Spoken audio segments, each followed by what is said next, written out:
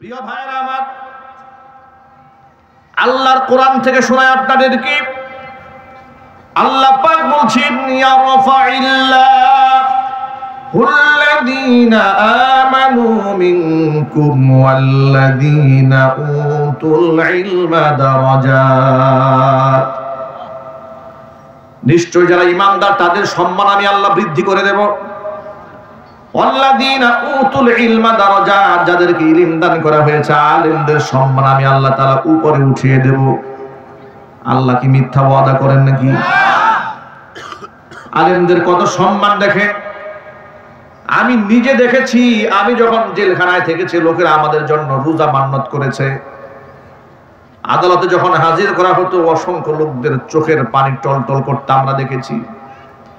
তারা ফটকে চেনা নাই জানা নাই, দেশের বিভিন্ন প্রান্ত থেকে লোকেরা আমাদের সাথে দেখা করতে এসে চোখের পানি দিয়ে বুক ভাসায় ফেলত আর কান্না করত।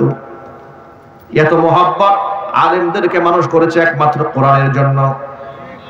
আর সেই সমস্ত আলেমদেরকে তারা মৌলী বা মৌলবাদ, জঙ্গিবাদ, রাজাকার, আল বদর, আল শাম, উস্কানি দাতা এমন কথা বলে বলে মানুষের সামনে তারা হেয় প্রতিপন্ন করার চেষ্টা করেছে।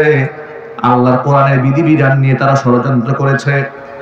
এমনকি বিশ্ববিদ্যালয়গুলোর মধ্যে একেবারে অশ্লীলতা, বেহায়াপনা, অবলীলায় হয়েছে, কোনোদিন তারা বাধা দেয় নাই। কিন্তু রমজান মাসে কোরআন তেলাওয়াত করার অপরাধে মুসলিম দেশে তাদেরকে বাধা দেওয়া হয়েছে। গত রমজান মাসে হিন্দুদের হোলি উৎসব হয়েছে ঢাকা বিশ্ববিদ্যালয়ে, কোনো অসুবিধা হয় নাই। কিন্তু রমজান মাসের ইফতার পার্টি মুসলমান ছাত্র ছাত্রীদেরকে বিশ্ববিদ্যালয় হলের মধ্যে করতে। আলহামদুলিল্লাহ আলহামদুলিল্লাহ নাহমাদুহু ওয়া নাস্তাঈনুহু ওয়া নাস্তাগফিরুহু ওয়া নাউযু বিল্লাহি মিন শুরুরি আনফুসিনা ওয়া মিন সাইয়্যাতি আ'মালিনা।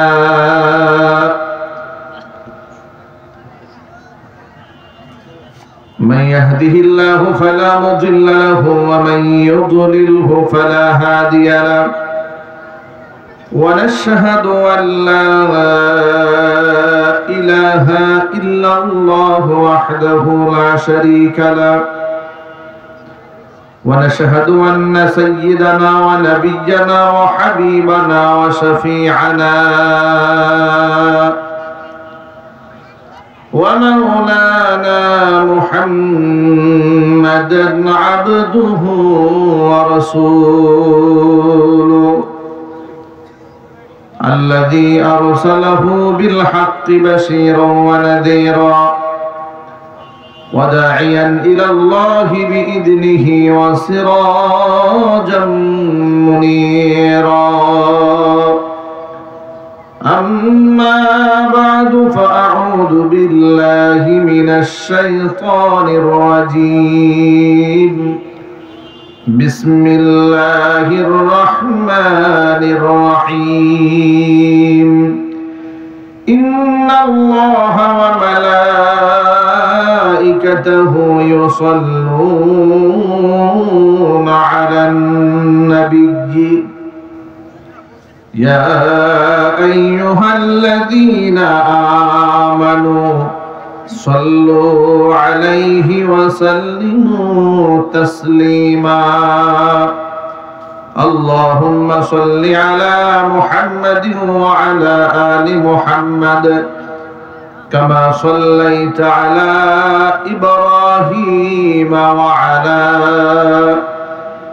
آل إبراهيم إنك حميد مجيد. اللهم بارك على محمد وعلى آل محمد كما باركت على إبراهيم وعلى آل إبراهيم إنك حميد مجيد. ঐতিহ্যবাহী গাজীপুর জেলার অন্তর্গত চান্দরা দেওয়ানপাড়া মদিনাতুল উলুম মাদ্রাসার উদ্যোগে ওয়াজ ও দোয়া মাহফিলের শেষ অধিবেশনের সম্মানিত সভাপতি সাহেব, আমন্ত্রিত হাজারাত উলামায়ে কেরাম, মুরব্বিয়ান ইজম, অত্র এলাকা এবং পার্শ্ববর্তী এলাকার বিভিন্ন প্রান্ত থেকে ছুটে আসা দিন দরদি, ইমানদার, পরহেজগার, মুত্তাকি মুসলিম ভাইরা, পর্দার অন্তরালে অবস্থানরত আমাদের সকলের শ্রদ্ধা ভাজন পর্দানিশীন মা এবং বোনেরা, মহান আল্লাহ রাব্বুল আলামিনের দরবারে আলিশান লাখো কোটি শুকরিয়া আদায় করছি যে মহান মনিব জগদ্দল পাথরের মতো চেপে বসা, অক্টোপাসের মতো ঘেরাও করা, ফেরাউনের চেয়েও কঠিন প্রতাপ এবং প্রভাবশালী দাবি করা, কর্মকাণ্ডের কোরআন এবং সুন্নাহ আলেম বিদ্বেষী প্রচন্ড প্রতাপশালী খোদাদ্রোহী এক নাস্তিক সরকারের পতন ঘটিয়ে কোরআন এবং সুন্নাহ থেকে স্বাধীন মন প্রাণ নিয়ে কথা বলার মতো পরিবেশ করে মুক্ত মঞ্চে হাজার মানুষের সামনে মাইক ওপেন করে দিয়ে রাত গভীর রাতে মাইক ছেড়ে দিয়ে ডান বাম না তাকিয়ে আল্লাহর সন্তুষ্টি কল্পে খোলা মনে কোরআন সুন্নাহ থেকে আলোচনা করার, শোনার যে সুন্দর পরিবেশ আল্লাহ করে দিয়েছেন আমাদেরকে, সে মহান মনিবের প্রতি আপনারা খুশি না বেজার? কম না বেশি? উচ্ছ্বসিত কণ্ঠে খুশি মনে মন প্রাণ উজাড় করে আল্লাহ পাকের শেখানো ভাষায় শুকরিয়া আদায় করছি। জবান ছেড়ে দিয়ে সকলে একযোগে বলছি আলহামদুলিল্লাহ। রব্বানা লাকাল হামদ হামদান কাসীরা তাইয়িবান মুবারাকান ফীহি রব্বানা লাকাল হামদু কামা ইয়ানবাগি লিজালালি ওয়াজহিকা ওয়া আযীমি সুলতানিকা। আল্লাহ রাব্বুল আলামিন আজকের ওয়াজ মাহফিলকে কবুল করুন। আমিন। চান্দরা দেওয়ানপাড়া মদিনাতুল উলুম মাদ্রাসাকে আল্লাহ তাআলা কিয়ামত পর্যন্ত কবুল করুন। আমিন। মাদ্রাসার সমস্ত হাজাত আল্লাহ পাক তার গায়বে খাজানা থেকে মিটিয়ে দিন। আমিন। অক্লান্ত পরিশ্রম করে এই জান্নাতের বাগান যারা সাজিয়েছেন, দূরদরাজ থেকে শোনার জন্য যারা এসেছেন, আজকের মাহফিলের ওসিলা করে আল্লাহ তাআলা সকলকে পরিপূর্ণ হেদায়েত নসিব করুন। আমিন। অত্র এলাকার সমস্ত মুর্দেগানের কবর আযাব আল্লাহ তাআলা কিয়ামত পর্যন্ত বন্ধ করে দিন। আমিন। কাল হাসরের কঠিন ময়দানে এই আয়োজন আল্লাহ তাআলা আমাদের সকলের নাজাতের জারিয়া হিসেবে কবুল করুন। আমিন। প্রিয় ভাইরা, আজকে আপনাদের সামনে গভীর রাতে আমি অনেক লম্বা কথা বলবো না, প্রেক্ষাপট নিয়ে কিছু কথা আপনাদের সামনে উপস্থাপন করতে চাই কোরআন এবং সুন্নাহ থেকে। আমি আপনাদের সামনে মেসেজ দিতে চাই, এদেশের আলেম ওলামা এবং তুলাবা তারা দেশ এবং রাষ্ট্রের বুঝা নয়, শত্রুও নয়, তারা রাষ্ট্রদ্রোহী কিংবা দেশদ্রোহীও নয়, বরং অনেকাংশেই তারা রাষ্ট্রের পরম হিতাকাঙ্ক্ষী এবং পরম বন্ধু। এই দেশ এবং জাতি যখন কোনো ক্রাইসিস মোমেন্টে পড়েছে, কোনো দুর্যোগ, দেশ এবং জাতি যে কোনো শত্রু দ্বারা আক্রান্ত হয়েছে, সে আক্রমণটা হয় বৈশ্বিক আক্রমণ হোক কিংবা প্রাকৃতিক দুর্যোগ হোক, সকল কিছুতেই এদেশের ওলামারা এবং তুলাবারা জনগণের পাশে, মানুষের পাশে থাকার ক্ষেত্রে প্রথম সারিতে ভূমিকা রেখেছে। রাষ্ট্রের সবচেয়ে কম সুবিধা ভোগ করে রাষ্ট্রকে সবচেয়ে বেশি সার্ভিস দ্বারা দিচ্ছে তারা হচ্ছে এই দেশের ওলামারা। একজন ব্যক্তি ডাক্তার যখন হয়, শুধু নিজের পকেটের টাকাই খরচ হয় না, রাষ্ট্র একজন ডাক্তার বানাতে গিয়ে রাষ্ট্রের কোষাগার থেকে অজস্র টাকা তাদের জন্য বরাদ্দ করে। কথা বলেন? একজন ইঞ্জিনিয়ার যখন সে শেষ করে, বুয়েট থেকে যখন পাশ করে, তার পেছনে রাষ্ট্রের অজস্র টাকা বরাদ্দ থাকে। এরপরে ডাক্তার হওয়ার পরে জাতিকে তিনি সেবা দেন। একজন খেলোয়াড় যখন বিদেশে পারফর্ম করেন, যদি সেখানে তারা কোনো ভালো পারফরমেন্স দেখাতে পারেন, যদি কোনো ট্রফিকে জয় করতে পারেন, দেশের সুনাম হয়, সুখ্যাতি হয়। কিন্তু এমন একজন প্লেয়ার তৈরি করতে রাষ্ট্রের অনেক টাকা ব্যয় করতে হয়। আমরা বলি সাকিব আল হাসান অলরাউন্ডার প্লেয়ার, তাকে অলরাউন্ডার সে নিজে নিজে হয়নি, রাষ্ট্র তার পিছনে তাকে অলরাউন্ডার বানাবার পিছনে যে শেল্টার দিয়েছে, তার পিছনে রাষ্ট্র যে পরিমাণ ফান্ডিং করেছে, টাকা ব্যয় করেছে, তাকে যে সুযোগ সুবিধা দিয়েছে, এর আধা সুযোগ সুবিধা যদি এদেশের কোনো আলেমকে দেওয়া হতো, আলেম রাষ্ট্রের সেই টাকার ভুক্তভোগী হয়ে, সুবিধাভোগী হয়ে সাকিব আল হাসান দেশকে বিশ্ব পরিমণ্ডলে যতটুকু পরিচিতি করিয়েছে বা শ্রদ্ধার আসনে নিয়েছে, তার চেয়ে একজন আলেম কম পক্ষে শতগুণ বেশি শ্রদ্ধার আসনে একজন আলেম এই রাষ্ট্রকে পৌঁছে দিয়ে যেত।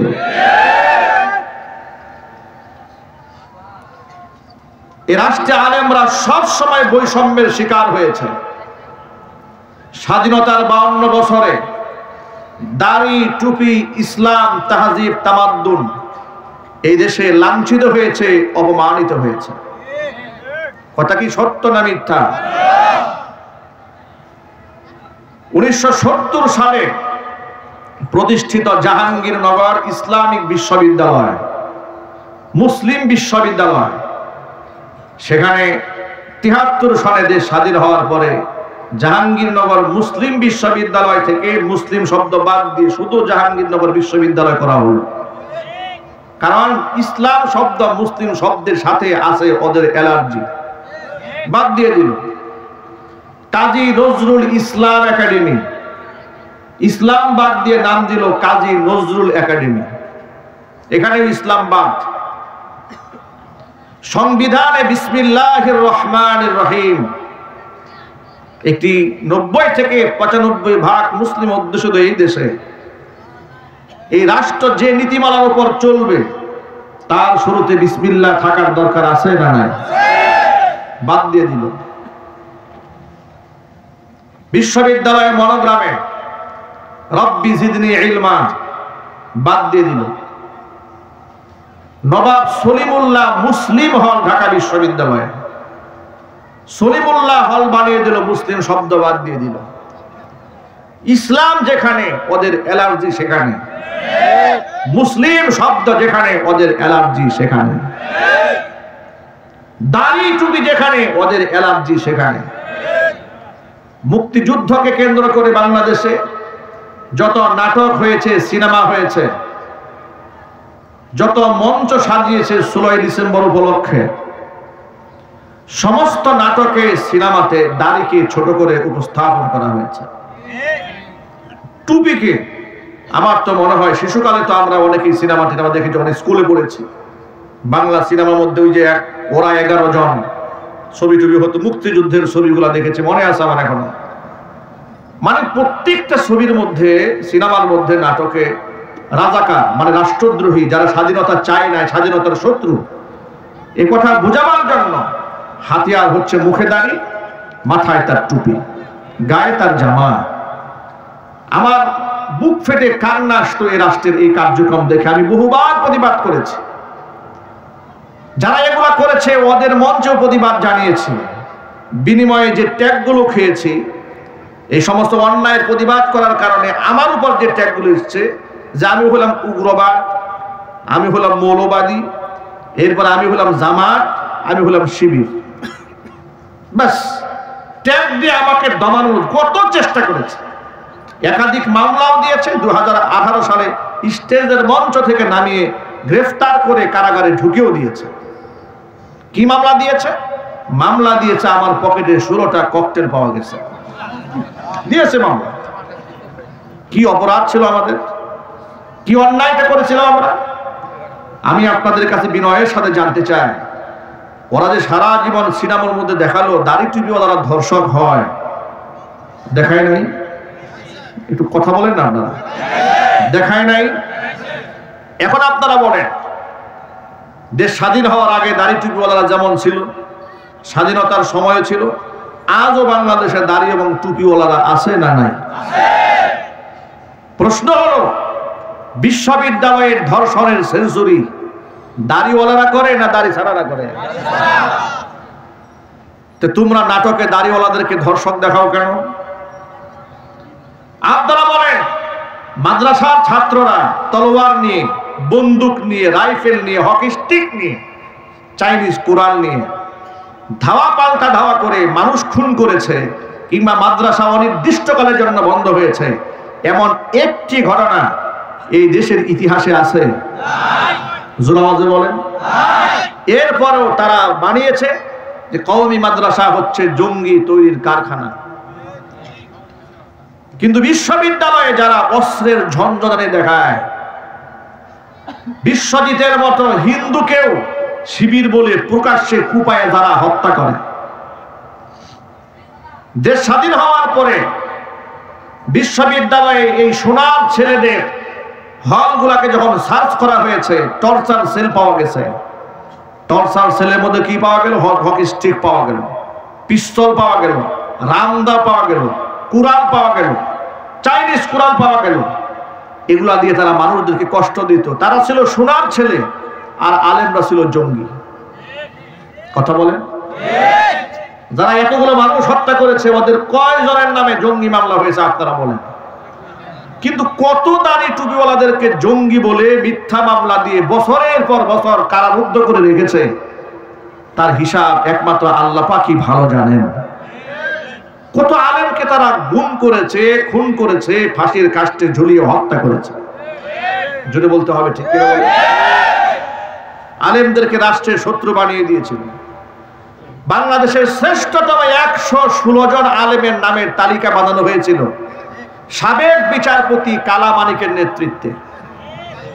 তুরিন আফরোজ এবং কালা মানিক এরা আলেমদের ব্ল্যাক লিস্ট করে দুদকে জমা দিয়েছিল যে এদেরকে একটু তদন্ত করে দেখা হোক এরা কেমন দুর্নীতিগ্রস্ত। আর এরা হচ্ছে ফেরেশতা, এমনই ফেরেশতা বেচারা পালাতে গিয়া, ভিক্ষুকের মতো পালাতে গিয়া বলে 70 লাখ টাকা ছিল, টাকাও দিছে, পিটাও দিছে।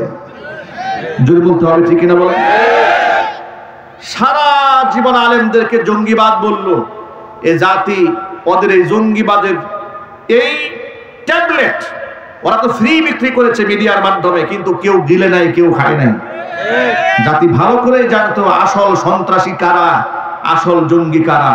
যার দরুন দেশ স্বাধীন হতে দেরি হয়েছে, স্বীকৃত জঙ্গি হিসেবে ওদের নিষিদ্ধ করতে সরকার দেরি করে নাই। ওদের দাম্ভিকতা এবং অহংকার কোন পর্যায়ে পৌঁছে গিয়েছিল, ওরা আলেমকে কোনোদিন সম্মান দেয়নি। বাংলাদেশের কোন হক্কানি আলেমদেরকে তারা 4 পয়সার মূল্যায়ন দেয়নি। পোস্টারে ওদের নামের উপরে যদি আলেমের নাম থাকতো, ওরা পোস্টার পরিবর্তন করে নতুন করে পোস্টার ছাপাতো। এই কালিয়াকোট উপজেলাতে আমার এক মাহফিলে, সেখানে আমার নাম সবার উপরে মোটা করে লিখেছে প্রধান বক্তা হিসেবে। আচ্ছা, একটি মাহফিলের প্রধান বক্তা, সেখানকার চিফ গেস্ট থাকেন, তারই আকর্ষণে লোকেরা বয়ান শুনতে আসেন, না কোনো এমপি মন্ত্রীর চেহারা দেখতে আসেন? যদি বলেন, সে যে দলের হোক, কোন এমপি মন্ত্রীর চেহারা দেখতে লোকেরা মাহফিলে আসে? আসে না। কিন্তু ওরা জোর করে মাহফিলে আসবে। ওদের নাম পোস্টারে না দিলে মাহফিলের পারমিশন দেওয়া হবে না। ওরা আবার ভালো করে জানে কোন সময় লোক বেশি থাকে, ওই সময় বক্তব্য দিতে হবে। প্রধান বক্তাকে পাশে বসিয়ে বক্তব্য দিতে তারা খুব মজা পেতেন। কথা বলতে হবে ঠিক কিনা বলেন? আমার মাহফিল কর্তৃপক্ষ আমাকে ফোন করে বললেন, হুজুর ঝামেলা একটা হয়েছে। কি হয়েছে? আপনার নাম তো সবার উপরে দিয়েছি, মন্ত্রী বাহাদুরের নাম দিয়েছে আপনার নিচে। ওর চেলা চামুন্ডারা আসছে, এসে বলছে পোস্টার চেঞ্জ করতে হবে, না হয় মাহফিল বন্ধ। কেন? মন্ত্রীর নাম কেন হুজুরের নামের নিচে? হুজুরের নাম নিচে নামাও, মন্ত্রীর নাম উপরে উঠাও। আহারে কি চরিত্র এদের, দেখেছেন আপনারা? কি আখলাকওয়ালা, কি চরিত্রওয়ালা। আর সেই মন্ত্রীর ব্যাপারে কয়েকদিন আগে সিনেমার এক নায়িকা ইউটিউবার সাংবাদিকদেরকে বলছে, উনি লন্ডন থেকে আমাকে ভিডিও কল দিয়েছে। ভিডিও কল দিয়ে সরাসরি প্রেমের প্রস্তাব দিয়েছে। যাদের চরিত্রের কোনো বালাই নাই, আলেমদের নামের উপর নাম থাকার জন্য লালায়িত কত। আল্লাহ রাব্বুল আলামিন আলেমদের শান মান বাড়িয়েছেন, লাঞ্ছনা গঞ্জনা ওদের কাদের উপরে এমন ভাবে চাপিয়ে দিয়েছেন। আল্লাহ রাব্বুল আলামিন এমন অপমানিত ওদেরকে করেছেন, জাতির সামনে মুখ দেখাবার মতো কোনো সাহস ওদের নাই। আলেমদেরকে তারা রাষ্ট্রের শত্রু বানিয়ে দিয়েছিল। প্রিয় ভাইরা আমার, আল্লাহর কোরআন থেকে শোনায় আপনাদেরকে। আল্লাহ পাক বলছেন, ইয়ারফাইল্লাহুল্লাযীনা আমানু মিনকুম ওয়াল্লাযীনা উতুল ইলমা দারাজাত। নিশ্চয় যারা ঈমানদার তাদের সম্মান আমি আল্লাহ বৃদ্ধি করে দেব।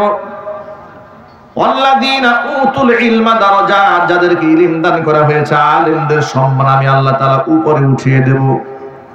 আল্লাহ কি মিথ্যা ওয়াদা করেন নাকি? আলেমদের কত সম্মান দেখেন। আমি নিজে দেখেছি, আমি যখন জেলখানায় থেকেছি লোকেরা আমাদের জন্য রোজা মান্নত করেছে।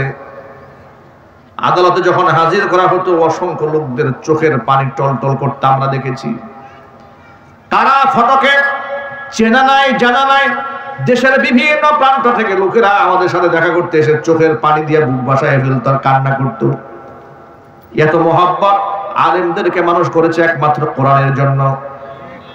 আর সেই সমস্ত আলেমদেরকে তারা মৌলী বা মৌলবাদ, জঙ্গিবাদ, রাজাকার, আল বদর, আল শাম, উস্কানি দাতা এমন কথা বলে বলে মানুষের সামনে তারা হেয় প্রতিপন্ন করার চেষ্টা করেছে। আল্লাহর কোরআনের বিধিবিধান নিয়ে তারা ষড়যন্ত্র করেছে। এমনকি বিশ্ববিদ্যালয়গুলোর মধ্যে একেবারে অশ্লীলতা, বেহায়াপনা, অবলীলায় হয়েছে, কোনোদিন তারা বাধা দেয় নাই। কিন্তু রমজান মাসে কোরআন তেলাওয়াত করার অপরাধে মুসলিম দেশে তাদেরকে বাধা দেওয়া হয়েছে। গত রমজান মাসে হিন্দুদের হোলি উৎসব হয়েছে ঢাকা বিশ্ববিদ্যালয়ে, কোনো অসুবিধা হয় নাই। কিন্তু রমজান মাসের ইফতার পার্টি মুসলমান ছাত্র ছাত্রীদেরকে বিশ্ববিদ্যালয় হলের মধ্যে করতে দেওয়া হয় নাই। আপনারা শুনে অবাক হয়ে যাবেন, নবাব সলিমুল্লাহ মুসলিম হলে, এত বড় হল, সেখানে জামি মসজিদ আছে, মসজিদের মাইকে বিগত 16 বছর তারা আযানটা পর্যন্ত দিতে দেয় নাই। এইভাবে ইসলামকে তারা দমাতে চেয়েছে, ইসলামকে তারা শেষ করতে চেয়েছে। এই দেশে হিন্দুরা মাত্র 5% হিন্দুদেরকে 25% সুযোগ সুবিধা দিয়ে মুসলমানদের উপরে রাজত্ব করে দিয়েছে। কথা বলতে হবে, ঠিক কিনা? এইভাবে মুসলমানদেরকে ওরা কষ্ট দিয়েছে, আলেমদেরকে কষ্ট দিয়েছে। মাদ্রাসাগুলোকে জঙ্গি তৈরির কারখানা বলে মানুষের সামনে উপহাসের পাত্র বানিয়ে ছেড়ে দিয়েছিল। আলেমদের কোমরের মধ্যে রশি লাগিয়েছে, হাতের মধ্যে হ্যান্ডকাপ পরিয়েছে, পায়ের মধ্যে ডান্ডা বেরি পরিয়ে আদালতে হাজির করেছে। করে নাই? কথা বলেন না কেন আপনারা? আজকে আপনাদেরকে একটা লেটেস্ট নিউজ শোনায়। আজকে শুনলাম সাবেক আপনার পরিবহন মন্ত্রী শাহজাহান খান, তিনি বলেছেন যে আমরা তো সম্মানিত মানুষ, আমাদের হাতে হ্যান্ডকাপটা যেন না পরানো হয়। এরা নাকি সম্মানিত। কি নিত? সম্মানিত না, এরা হচ্ছে ঘৃণিত। কথা বলেন। আপনারা যে কত সম্মানিত তা তো এই জাতি জানে ভালো করেই। সে বলেছে আমি এতবারের এমপি, আমাদেরকে হেনস্থা করা হচ্ছে, হাতে হ্যান্ডকাপ লাগিয়ে আমাদেরকে অসম্মান করা হচ্ছে। আশ্চর্য কথা, আপনি এমপি, আপনার হাতে হ্যান্ড গ্লাভস লাগালে, হাত করা পরালে অসম্মান হয়। আপনি যখন দেশের শীর্ষ আলেমদের পায়ে ডান্ডা বেরি পরিয়েছেন তখন শরম হয় নাই? তখন আলেমদেরকে বেইজ্জত করা হয় নাই? আমি তো মনে করি এই শাহজাহান খান থেকে শুরু করে হাসানুল হক ইনু, রাশেদ খান মেনন থেকে শুরু করে যতগুলো কুলাঙ্গা ধরা পড়েছে, আলেমদেরকে পায়ে ডান্ডা বেরি যদি এক জোড়া পরানো হয়েছে, এদেরকে 4 জোড়া ডান্ডা বেরিয়ে পরিয়ে পুকুরের মতো হাজির করা উচিত। এরা নাকি সম্মানিত ব্যক্তি। সম্মানিত ব্যক্তি হলে আপনারা তো সম্মানিত ব্যক্তিদেরকে সম্মান দিতে জানতেন। ওরা কি আলেমদেরকে জীবনে সম্মান দিয়েছে? চিল্লায় বলেন দিয়েছে? হ্যাঁ, কিছু আলেমদেরকে দিয়েছে, কিছু আলেমদেরকে দিয়েছে। কোন আলেম জানেন? যে আলেম বলেছে আপা আপনি তো জান্নাতি নারী। কথা বলেন ঠিক কিনা বলেন? যে বলেছে আপনি তো কওমি জননী, তাদেরকে কিছু সম্মান তারা দিয়েছে। সম্মান দেয় নাই, ইউজ করেছে। আপা যখন পালিয়েছে এই সমস্ত মৌলবীরাও পালাইছে। কথা বলতে হবে ঠিক কিনা বলেন? মানুষ এত নিচে নামতে পারে, মানুষ এত পদলেহন করতে পারে। আপনি কি করে তাকে জান্নাতের সার্টিফিকেট দিলেন? এই সাহস আপনাকে দিয়েছে কে? কি করে দিয়েছে? শত শত আলেম কারাগারে বন্দী, আর আপনি তারে জেলখানা থেকে এখনো পর্যন্ত অসংখ্য আলেমরা কারাগারের ভিতরে আছে, স্বৈরাচারী আটকায় রেখেছে, আর আপনি বাহির থেকে বেহেশতের সার্টিফিকেট দিয়ে দিচ্ছেন। কি বাইতুল মুকাররমে খতিব হওয়ার জন্য? যে মৌলবী শেখ হাসিনারে জান্নাতের সার্টিফিকেট দিয়েছে, ওই মৌলবী বাইতুল মুকাররমের খতিব তো দূরের কথা, গ্রামের মসজিদের খাদেম হওয়ার যোগ্যতা রাখে না। এগুলো চাটুকার দালাল। কথা বলেন? এরা জীবনেও জেল খাটে নাই, জীবনেও জরিমানা দেয় নাই। মনে রাখবেন, হক্কানি আলেমরা জেল খেটেছে আল্লাহর কোরআনের জন্য, ইসলামের জন্য। কথা বলেন ঠিক কিনা বলেন? এই যে আজকে বাচ্চারা এখানে জানাজার নামাজের দৃশ্য দেখিয়েছে, আল্লাহু আকবার। ছোট্ট ছোট মাসুম বাচ্চারা, বেগুনাহ, বেহেশতের ফুল মনে হচ্ছিল আমার কাছে, মনে হচ্ছে এক একটা জান্নাতের পাখি। বেগুনাহ মাসুম বাচ্চাগুলাকে শিশুবেলা থেকে হাতে খড়ি করে কিভাবে জানাজার নামাজের দোয়াগুলো বিশুদ্ধভাবে পাঠ করতে হয় আপনাদের সামনে জনসম্মুখে তারা দেখিয়ে দিয়েছে। এগুলা হচ্ছে মাদ্রাসাগুলোর অবদান। ঠিক কিনা বলেন? এগুলা মাদ্রাসাগুলোর অবদান। এখান থেকে এই অবদান তারা শিখে কি করেছে বাস্তব জীবনে শোনায় আপনাদেরকে। দেশে যখন করোনায় মহামারী দেখা দিল, করোনাকালীন সময়ে যখন বাবার লাশ পড়ে আছে, ছেলের লাশকে স্পর্শ করে না, স্বামীর লাশ ঘরে পড়ে আছে, স্ত্রী ধরে না।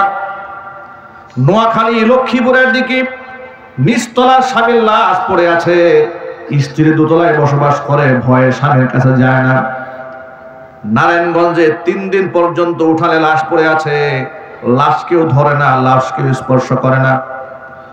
৭১ টেলিভিশনে আলোচনা করা হলো, যেহেতু করোনা রোগে আক্রান্ত হয়ে মানুষ মারা গেলে তাকে স্পর্শ করলে যে ধরবে তার জান এবং জীবাণুতে তাকে খেয়ে ফেলবে, সুতরাং লাশগুলোকে আগুন দিয়ে পুড়ায় দেওয়া হোক।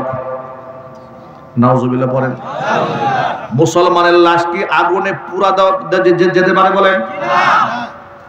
আলেম ওলামারা বললেন মোটেও হতে পারে না। এটা প্রতিবাদ জানালেন। করোনা রোগে আক্রান্ত লাশগুলাকে তোমরা নাও যদি ধরো, নাও যদি ছও, নাও যদি স্পর্শ করো, গোসল তোমরা নাও করাও, আমাদেরকে বলো, আমরা আলেমরা জীবনের ঝুঁকি নিয়ে তাদেরকে গোসল করাবো, কাফন পরাবো। উলামারা ওই সময় দায়িত্ব নিয়ে জীবনের ঝুঁকি নিয়ে গোসল করিয়েছে, কাফন পরিয়েছে, কবরে মাদফুন করেছে। আল্লাহর কসম করে বলি, একজন আলেমও যারা মানুষের সেবায় আত্মনিয়োগ করেছিলেন কোনো আক্রান্ত হয় নাই।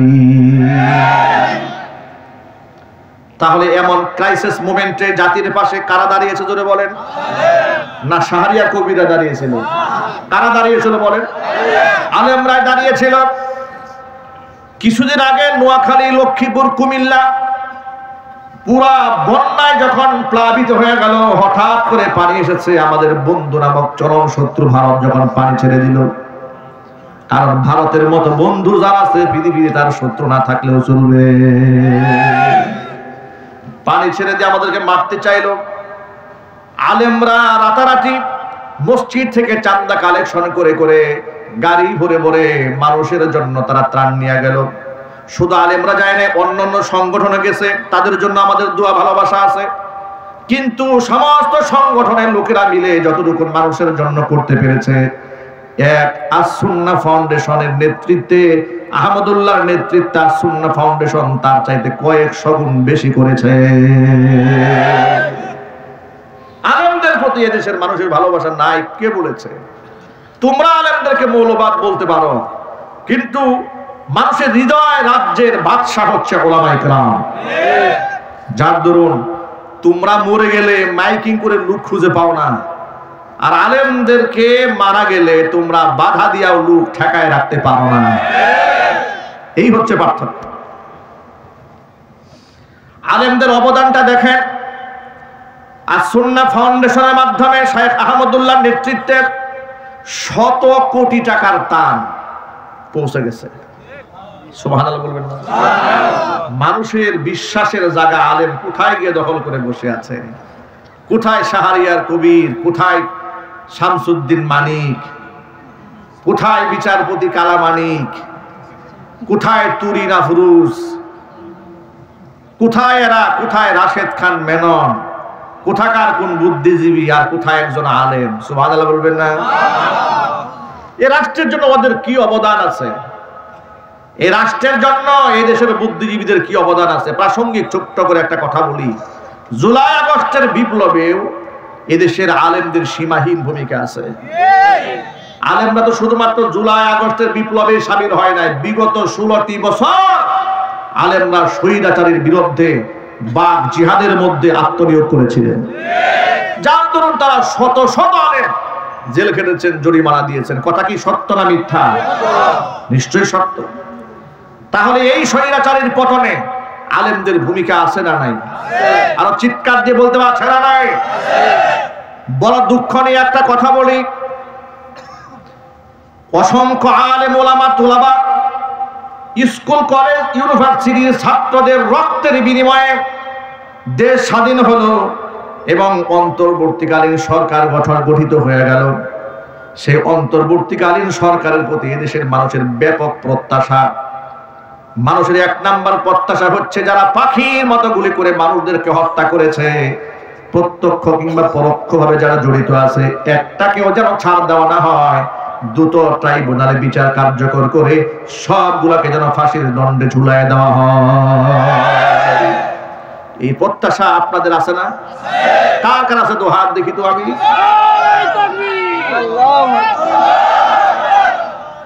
আমার যুবকেরা, দেশের মানুষের এমন প্রত্যাশা আছে, দেশের মানুষের প্রত্যাশা আছে আগস্ট বিপ্লবে যারা শহীদ হয়েছে তাদের যেন তালিকা তৈরি করা হয়।